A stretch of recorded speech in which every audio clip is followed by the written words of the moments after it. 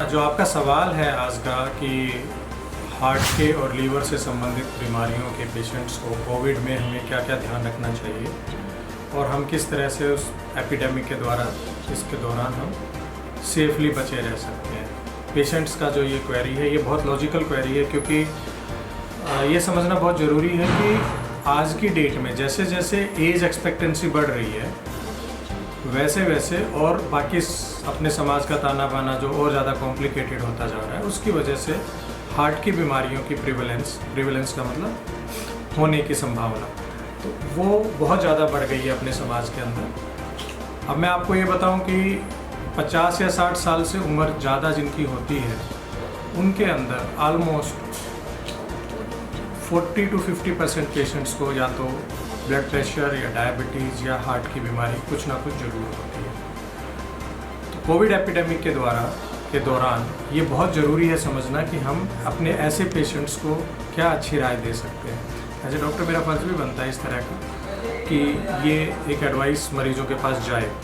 तो देखिए, हमें समझना जी बहुत ज़रूरी है ये बात कि कोविड जो कोरोना से होने वाली जो बीमारी है ये बहुत घातक है उस एज ग्रुप में जो 50 साल से बड़ी है। 60 साल से बड़े उम्र के लोगों में और भी ज़्यादा घातक रूप लेती है, और जैसे जैसे एज बढ़ती जाती है ये अपने आप में घातक होती चली जाती है।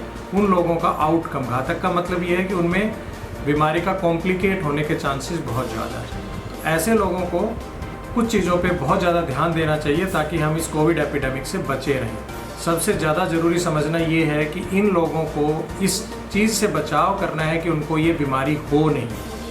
इसके लिए जो जो उनको प्रिकॉशंस रखनी है, जो सरकार अपने टाइम टू टाइम बताती है, जो उनके डॉक्टर्स बताते हैं, उन चीज़ों पे बिल्कुल एहतियात रखें कि आप अपने आप को बिल्कुल सेफ़ रखें। अभी घर से बाहर ना निकलें, घर से बाहर निकलें तो पूरी सेफ्टी के साथ निकलें। अगर बिल्कुल ज़रूरी है घर से बाहर निकलना तो आप पूरी सेफ्टी के रूप में आप मास्क लगा के रखें, सिर के ऊपर जो हेड गियर्स होते हैं वो पहन के रखें, और एक फ़िज़िकल डिस्टेंस रखें दूसरे लोगों से। आप बिल्कुल नज़दीक से ना मिलें, हाथ ना मिलाएं, टच ना करें। जितना सरफेसेस आते हैं जो आपके साथ में, जैसे जहाँ भी आप जा रहे हैं किसी मजबूरीवश, वहाँ पे किसी चीज़ को हाथ ना लगाएं।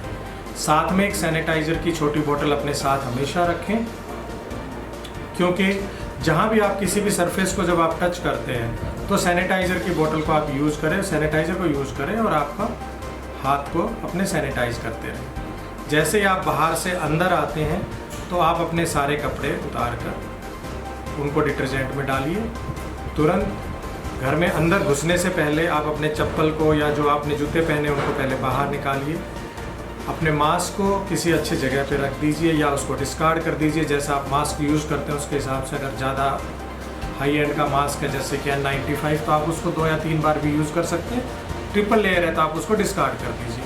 हेड गियर्स हैं उनको भी इसी तरह से आप डिस्कार्ड भी कर सकते हैं, और आपने कोई परमानेंट नेचर का ले रखा है तो उनको सैनिटाइज़ करके रख दीजिए। अपने हाथों को सैनिटाइज़ करें, घर में घुसें, उसके बाद आप अपना एक अच्छा सा शावर लीजिए जिसमें साबुन से झाग बनाकर अपने पूरे शरीर को ठीक से सैनिटाइज़ करें। ये तो आपका बचाव है कि आपको कोविड होना नहीं चाहिए। किसी को भी जुकाम खांसी घर में हो रहा है, आप उनसे दूरी बनाए रखिए। आप अपने रूम में रहिए, कोशिश करें कि आप जब तक जुकाम खांसी का कोई भी पेशेंट आपके घर में है, किसी भी इन्फेक्शन का, तो आप उससे ना मिलें।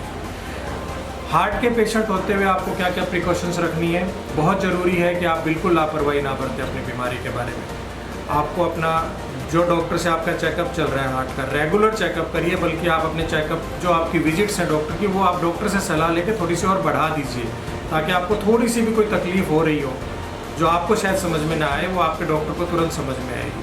तो आप अपने रेगुलर चेकअप, जिसमें आपके डॉक्टर आपका बीपी का, आपका हार्ट का, आपकी हार्ट की गति का, आपकी एक्सरे, ईसीजी, जो ज़रूरत होगी डॉक्टर को लगेगा आपकी कंप्लेंट के हिसाब से, जो रेगुलर आपके चेकअप चाहिए होते हैं, इको अगर ज़रूरत है तो इको डॉक्टर आपको एडवाइस करेंगे। वो सारी चीज़ें आपको तुरंत और रूटीनली आपको करानी चाहिए, ताकि आपके हार्ट की बीमारी थोड़ी सी भी बिगड़ रही है, थोड़ी सी भी अगर बीमारी ख़राब की तरफ जा रही है तो तुरंत पता लग जाए और आपकी दवाइयों का उसी तरह से चेंज किया जा सके, उनकी डोज चेंज की जा सके, कोई दवाई बदलनी है तो बदली जा सके, ताकि आपका हार्ट का स्वास्थ्य जो है वो बिल्कुल अच्छे से मेंटेन रहे।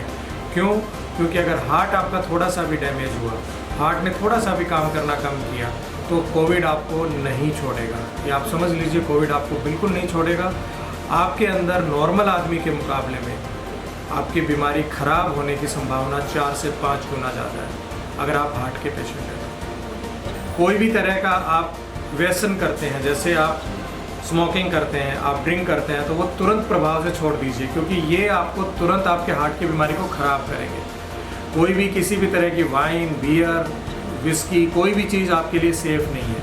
कोई भी आप दूसरी तरह के नशे करते हैं तो तुरंत छोड़ दीजिए। लीवर की बीमारी के लिए भी मैं आपको बताऊं कि लीवर की बीमारी इसलिए ज़्यादा ख़राब कर सकती है क्योंकि लीवर की ज़्यादातर बीमारियां दारू की वजह से होती है, अल्कोहल के मिसयूज़ की वजह से होती है। और जब लीवर होता है वो हमारे शरीर का पावर हाउस है। पावर हाउस का मतलब आपके शरीर की सारी ताकत, बॉडी से लड़ने की, जो बीमारी में जो बॉडी से लड़ने की जो ताकत आती है, जिसको हम इम्यूनिटी बोलते हैं, वो लीवर में पैदा होती है।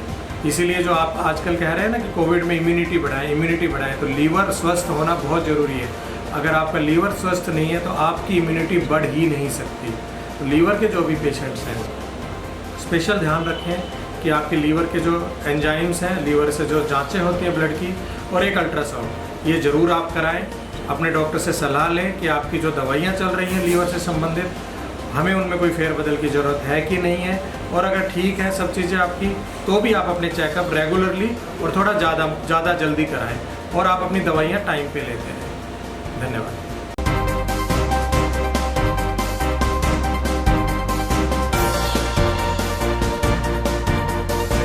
Audio